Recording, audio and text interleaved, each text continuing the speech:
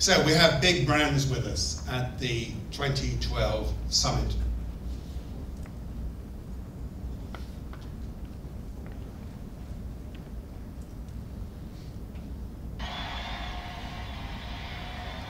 And our first speakers to open the European Summit will join me on stage now.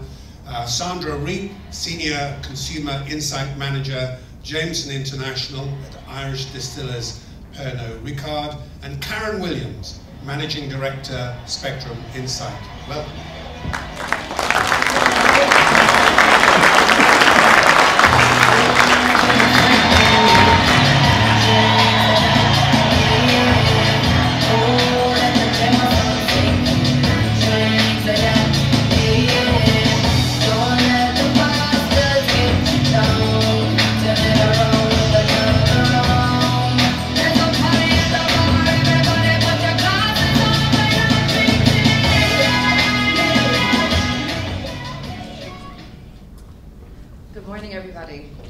Probably the coolest introduction I'll ever get.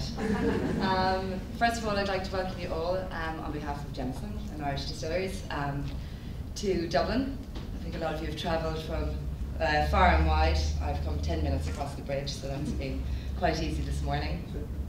I'm going to double act with our partners Spectrum Insight and Karen Williams this morning, so we'll be doing a little bit of jumping back and forth across the stage. Not literally, but from a slide perspective. That, for those that didn't catch some of the lyrics there in Rihanna's song, the chorus part is "Cheers to the weekend, let the Jameson sink in." I think it's been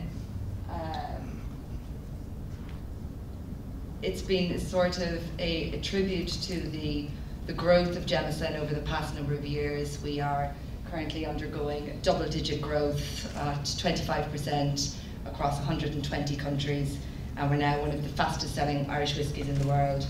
And I guess with that comes a significant amount of brand momentum, a significant amount of endorsement, unsolicited at times, from celebrities such as Rihanna. What I'm going to talk to you today about is how we're currently using online and social media insight, and how we're partnering and have been partnering with Spectrum Insight over the past 2 years now, I think, at this stage. And I guess we have extended our use of online social media over the last number of years, and it's started to now feature as an increasingly important part of our consumer insight mix and our research tools. I'm based here in Dublin, as I said, and I head up consumer insight for Jameson International, so we cover a whole host of countries, so there's a lot of people talking about us across a whole range of topics that we need to be continually on top of and understand at a very deep level. So, as I mentioned, and as you heard from Rihanna's tribute to us, we're getting an awful lot of buzz and momentum around the brand, and this sort of rapid growth brings with it a kind of an A-list celebrity status. We have the likes of Rihanna talking extensively about us and featuring us in the lyrics of her song, likewise with Lady Gaga and Pink, so these really edgy female rock and roll stars who are gravitating towards whiskey and towards the brand. Obviously these type of edgy rock stars and people bring with them fantastic benefits in terms of they're edgy, they're fun, they're iconic, they're leading edge in their field at the moment. But it also brings with it potential risks, so we need to be sort of primed and have the tools available and the partners with us to help us understand the positive and negative impact that might have for our brand. When that song was released last August, it had been on her album for a number of months. We knew it was set to release at that date. We had no involvement in that. It was purely unsolicited. But we had Spectrum kind of primed and ready for the day of the release of that song, so that we could straight away start to measure the consumer response and the impact of that. So were we going to get a positive kickback from consumers or a negative one, given the association of an alcohol brand with a rock star and a female rock star who's targeting a certain type of audience.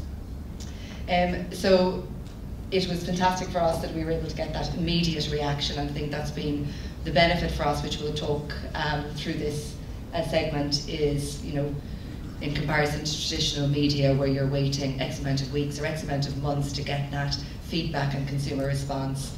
The benefits for us of this is the speed and the granularity and the extent to which we can stay on top of it and be sort of primed from a brand and company response. So when the Rihanna song was about to be launched, you know, we did have PR people at the ready waiting to get a sense of response was, and did it require any reaction. I'll pass over to Karen to talk through the details of the data. Good morning, everybody. I'm going to switch to radio mic because I realised when I came up here earlier that even with my 5-inch heels on, I'm too vertically challenged to see over the top of the podium to the auto cue. So I'm going to be like a weather girl and refer to the big screen up there if it's okay with everybody. As Sandra said, we were primed and ready. We knew that Rihanna was going to release this video. The thing about a global superstar like Rihanna is you just don't know where your feedback is going to come from. And I can't show you the full report because we did an awful lot of analysis, but I wanted to just focus this morning on showing you one slide where we looked at Twitter, the Twitter response to the Rihanna song. Jameson over the last 12-18 months has been a brand that has increasingly got very, very large volumes of Twitter, and we'll talk a little bit more about that later. So we're able to glean a lot of insight about people's response to the brand and publicity and campaigns to do with the brand from Twitter. When the Rihanna video launched, we looked at that from the perspective of the brand overall. So we know what people are talking about in Jameson Twitter in a normal month. We realised that mentions of Rihanna were really starting to accelerate. When it got to a point where we could see that, you know, for mentions of Jameson alongside Rihanna, or that phrase from the song, "Let the Jameson Sink In," when they reached a critical point where they were representing, you know, 7 or almost 10% of the total brand tweets, which is an awful lot of tweets for a brand that gets between 30 and 42,000 tweets in a month, we were looking at what does that actually mean for the brand. Sandra was saying to us, what are people actually saying? We want to understand the content. Is this positive? Is it negative? Why? Do people object to the fact that Rihanna is associating herself with Jameson? Are we being perceived as actually soliciting that endorsement? And so this is the kind of chart that we would produce as feedback for that. One of the great things that's happened, I think, with Rihanna is that at the time, there were 1 or 2 negative tweets.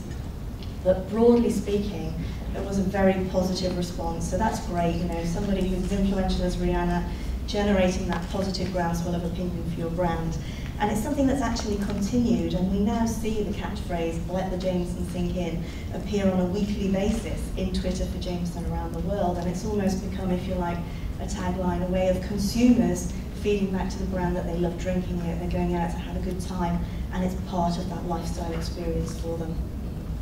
I think it's, we did a check last night. I think we're up to 71 million views on that video alone, so the extent to which the Jameson brand is getting exposed, and I think we're seeing this Cheers to the Weekend act as almost a weekend anthem. So we're seeing consumers repeatedly, even if it's got nothing to do with Rihanna, they're just reiterating that that phrase as they lead into the weekend. I think what was very important for us as well is, you know, we sit in our offices, you know, 10 minutes away, and we're waiting for the launch of the song, and we're all consumed with it, that it's going to take over everything that's been said about the brand across all online and social media.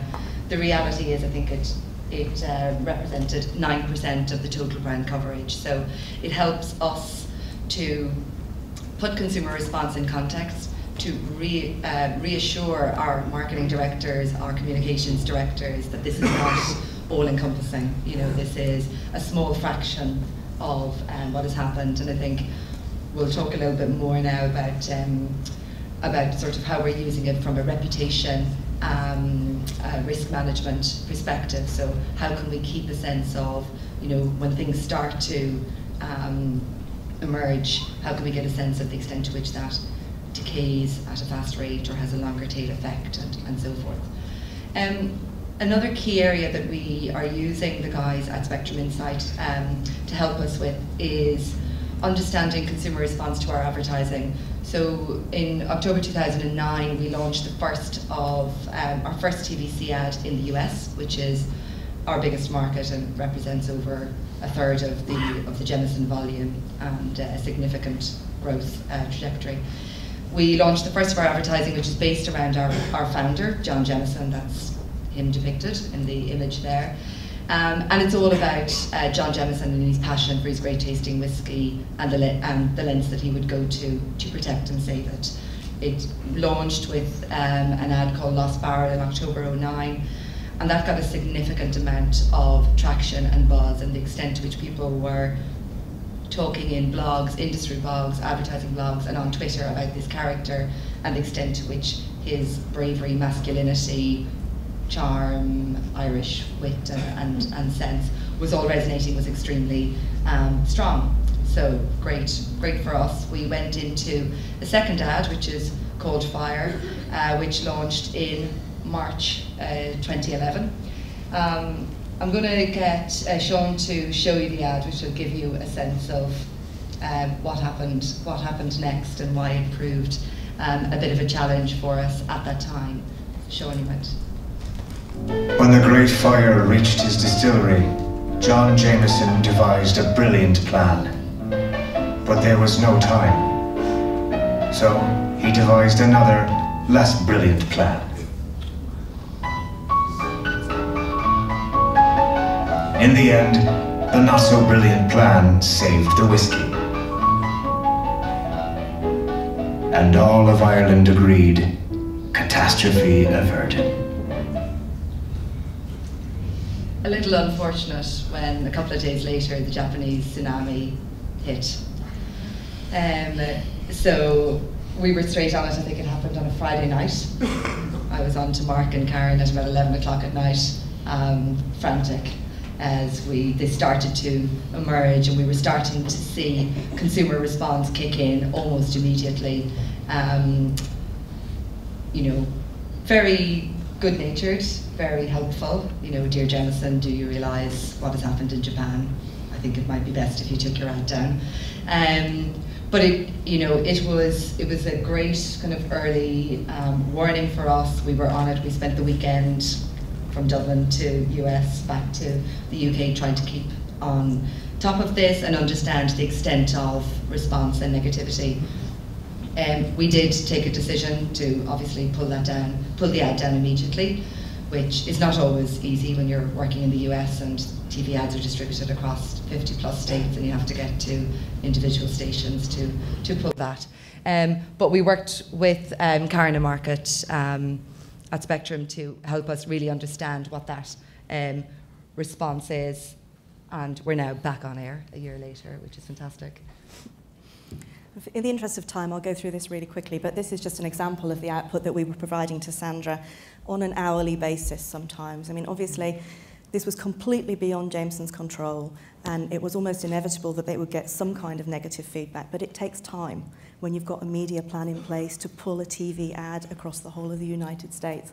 So you can see, again, this is in the context of all of their brand tweets. So we've stripped out a lot of stuff from these numbers that was neutral, but we're showing that, you know, when the ad first aired, there was an awful lot of positivity towards the Jameson commercial. People love it. It brings out their inner Irish, their sense of fun.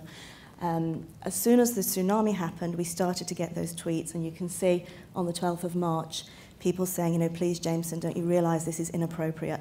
The guys worked as fast as they possibly could to pull it down, but we just wanted to make sure that their PR situation was completely under control and their team was ready to respond to whatever happened. So throughout those couple of days, we kept them regularly updated. The great thing is, a year and a bit later, they've been able to relaunch that ad in the US, and the feedback, although I think we were a little bit afraid that there might be some residual negativity towards the brand, but we've been monitoring it ever since it went on air again, and the great thing is that people are saying, we love these ads, they're fantastic, they're responding really well to them. What was great to see was the rapid decay. So once it is sort of addressed, and the ad is off air and consumers realise that, we were able to look at the negativity just completely fall off, and it's back to normal. And that's the reassurance from our marketing director and our CEO, who was, you know, ringing us kind of every 5 minutes to see what the latest update was. So there's, from a risk management perspective, but also, you know, continuing to evaluate our campaign and understand how people are interacting with the character of John Jemison and with the creative idea and general consumer response. So in October 2011, so just 6 months ago, we launched the third in a series of John Jemison ads.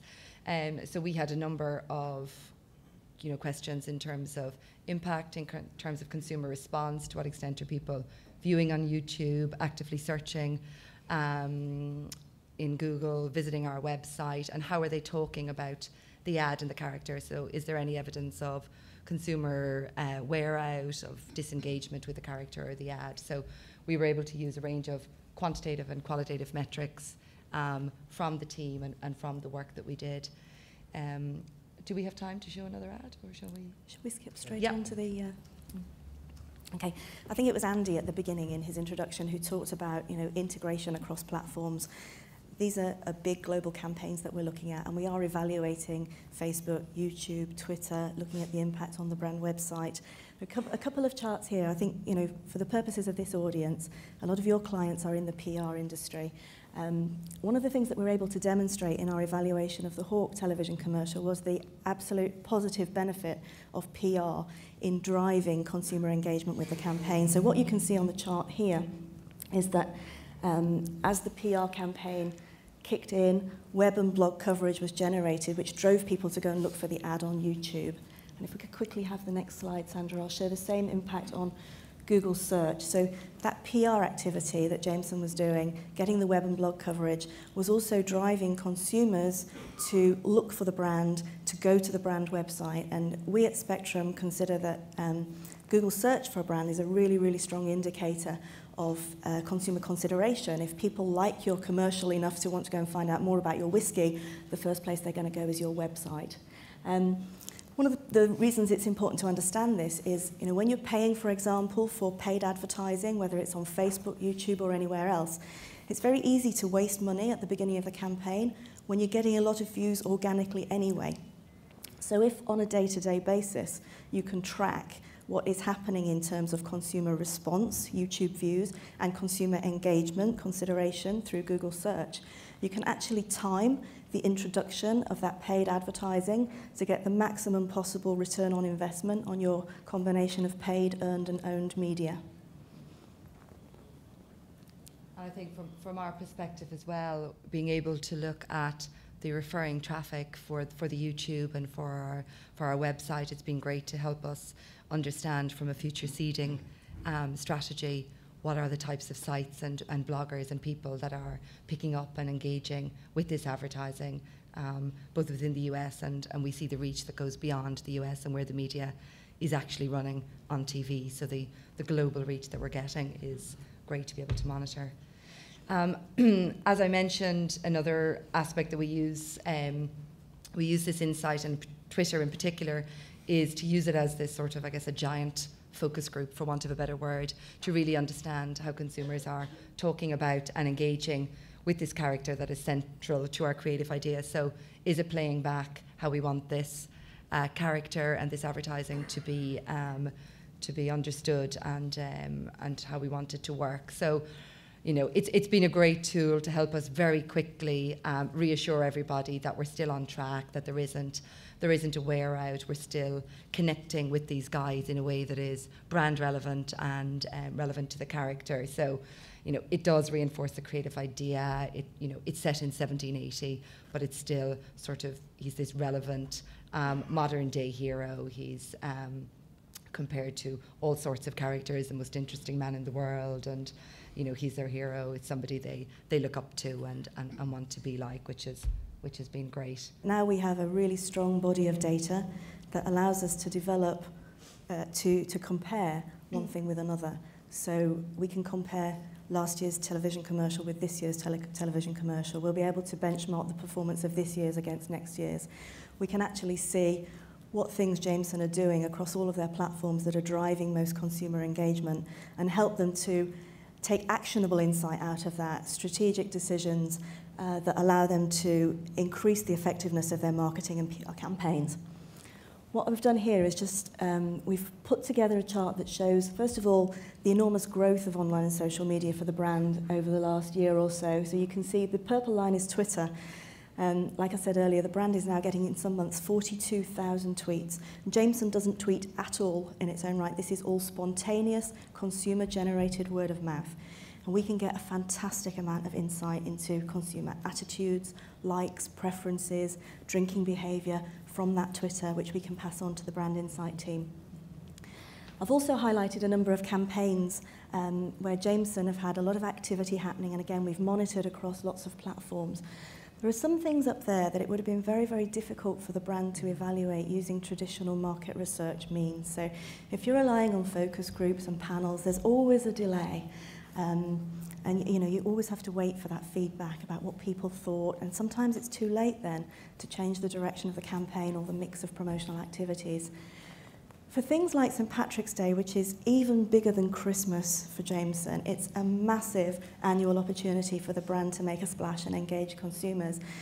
St. Patrick's Day is something that's relevant all around the world in lots of different markets, so we're evaluating multi-market, multi-language, multi-platform, and you just wouldn't be able to afford to do that, or to be able to get the data back in a timely and understandable fashion to realise what the impact on consumers had been of that particular event. And based on our first evaluation that we did last year and the recommendations that we made, we actually did see some very substantial changes in performance and consumer engagement during this year's campaign. And again, we provided feedback to Jameson, which they're now inputting into their planning and strategy for St. Patrick's Day 2013. The fantastic opportunity for us with this as a tool, that it goes beyond your traditional brand and advertising tracking studies and the delay that they encounter, but we have other niche types of events that are not possible within the traditional sphere of research tools to evaluate. So this gives us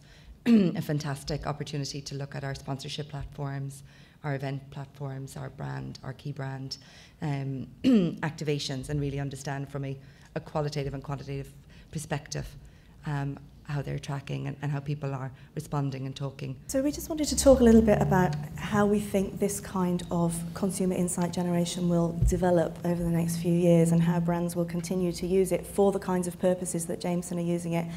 And I think we've identified 3 or 4 key trends that we wanted to share with you this morning. The first thing sort of follows on from that last chart that I showed you, the ability to track long term. It's not just the evaluation of a particular campaign in the moment that's important. It's the ability to look at what's changing over time, to understand those trends within your consumer base. And online and social media is developing so rapidly that you really have to have your finger on the pulse, particularly when you're operating on a global basis.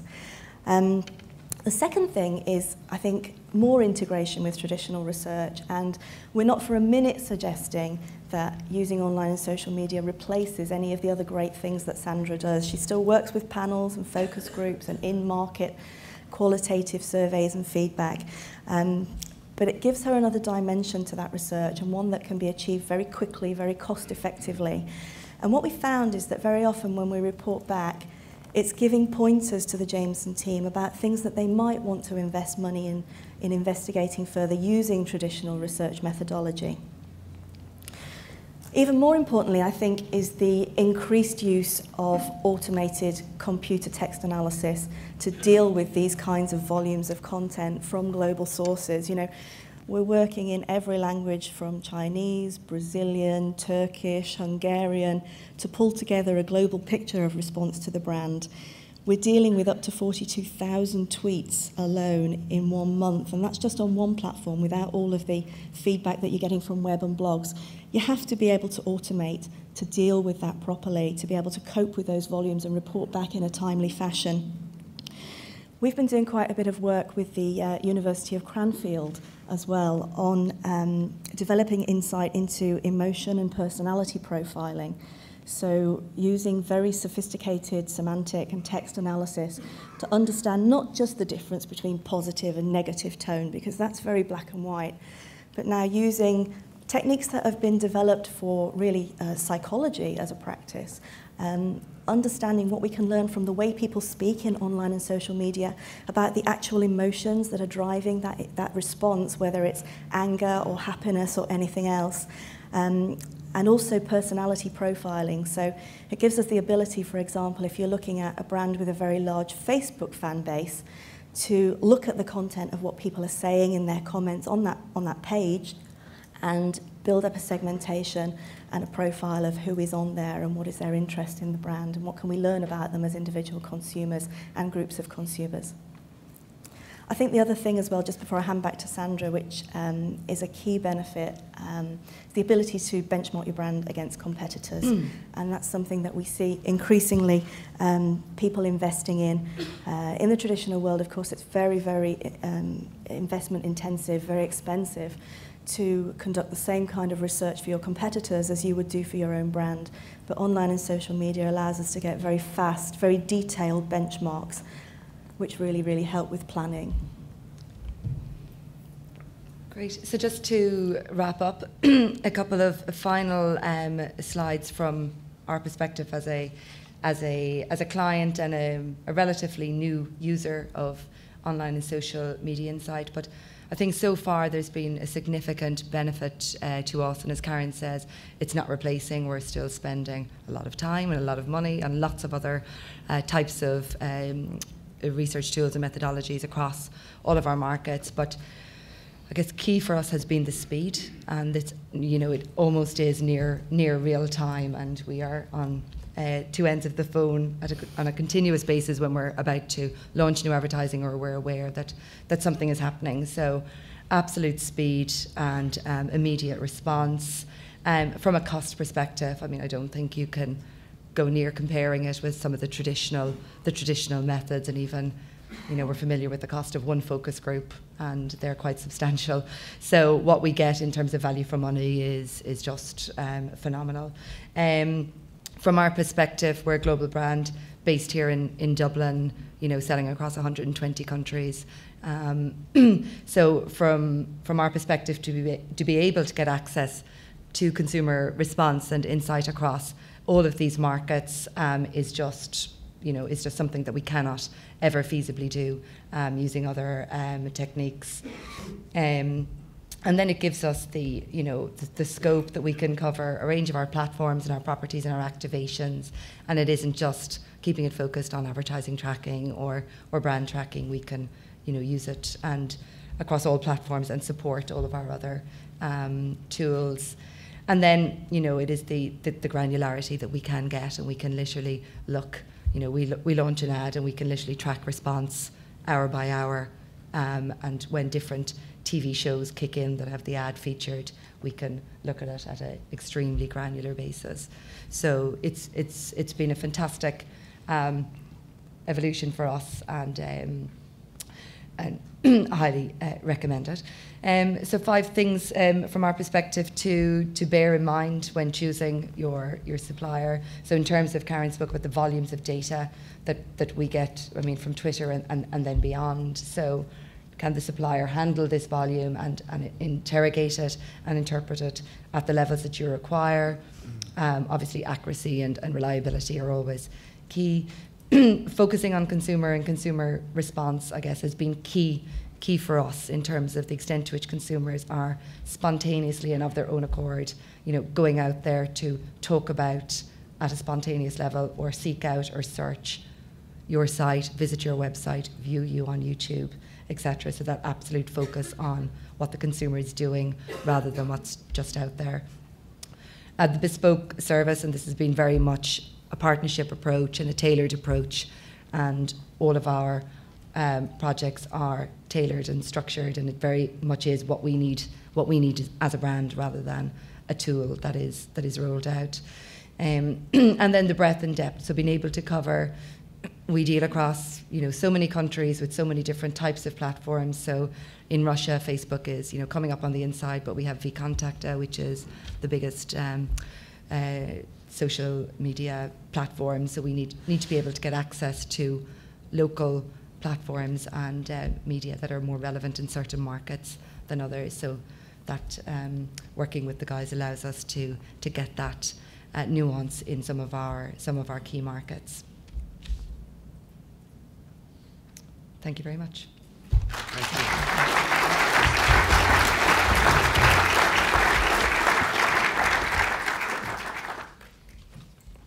So, I know we've got some whiskey connoisseurs in the audience. Who's got the first question for Sandra or Karen?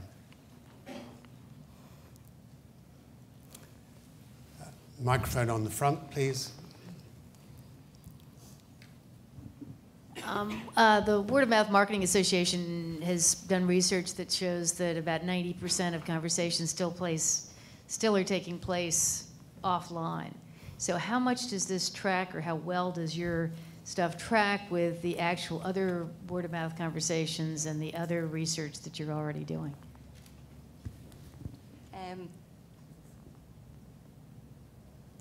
Is this working? Yes. It does correlate, quite strongly. So if we look at the US is our biggest market, and we can certainly see, the level of volumes I think are consistently, much stronger for the US, and it is linked into, we can see these increases coming through in some of our key brand measures from a brand tracking perspective. I guess what this allows us is to get behind some of those figures. So sometimes our brand tracking tools can be a little bit blunt, for want of a better word.